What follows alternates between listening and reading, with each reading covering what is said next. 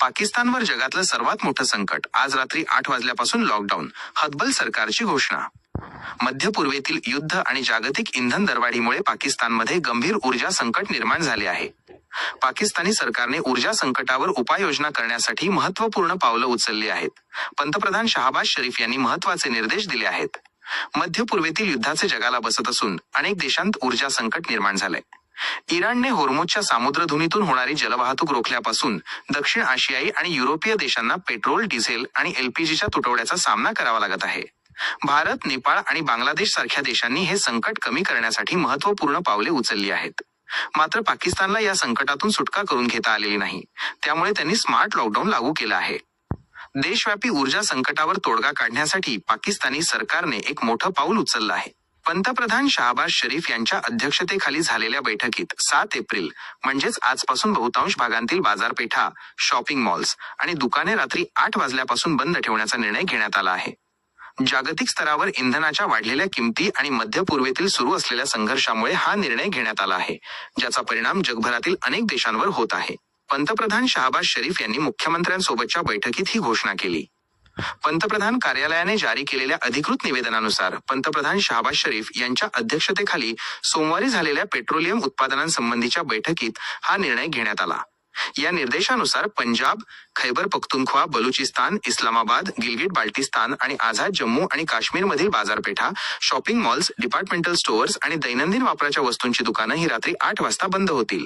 मात्र असं असलं तरीही खैबर पख्तूनख्वामधील काही प्रमुख शहरांमधील बाजारपेठांना रात्री 9 वाजेपर्यंत सुरू राहण्याची परवानगी देण्यात आली आहे. हॉटेल, रेस्टॉरंट्स, लग्नांवरही होणार परिणाम.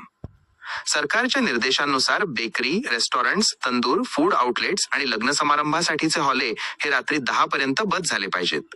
तर घरी होणारे खाजगी विवाह सोहळे देखील या कालावधीत आटोपून संपले पाहिजेत, अशी सूचना देण्यात आली आहे. मेडिकल स्टोअर्स आणि फार्मसीला या निर्बंधातून सूट देण्यात आली आहे. जनतेला दिलासा देण्याचा प्रयत्न. दिलासा देण्यासाठी म्हणून सरकारने गिलगिट आणि मुझफ्फराबादमध्ये 1 महिन्यासाठी मोफत आंतरशहरी सार्वजनिक वाहतूक जाहीर केली आहे. मध्य पूर्वेतील सुरू असलेल्या संघर्षामुळे पुरवठा साखळी विस्कळीत झाली असून त्यामुळे वाढणाऱ्या जागतिक तेल आणि ऊर्जा किमतींचा सामना करण्यासाठी पाकिस्तान सरकार प्रयत्न करत आहे. त्याच पार्श्वभूमीवर हे उपाय योजण्यात आले आहेत.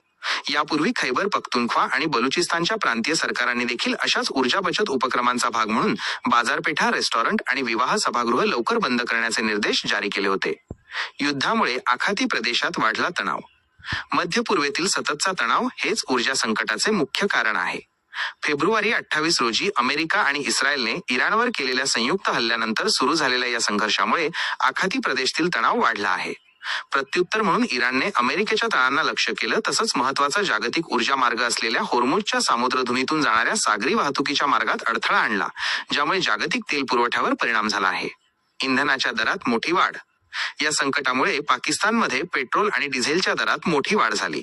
6 मार्च रोजी सरकारने पेट्रोल आणि डिझेलच्या दरात प्रति लिटर 55 रुपयांनी वाढ केली.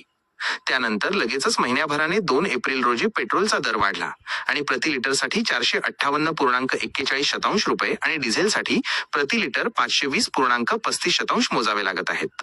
मात्र नंतर सरकारने पेट्रोलचा दर प्रति लिटर 378 रुपयांपर्यंत कमी करून तात्पुरता दिलासा दिला.